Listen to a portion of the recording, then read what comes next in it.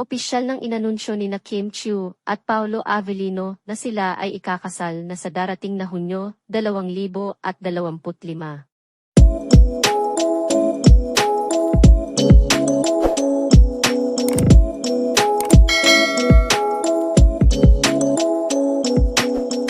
Ang romantikong proposal ay naganap sa New York City habang sila ay nasa bakasyon. Matapos ang maraming buwan ng spekulasyon, tuluyan ang kinumpirma ng dalawa ang kanilang engagement. Nagsimula na silang magplano ng kanilang dream wedding na gaganapin sa isang magarang venue sa Tagaytay.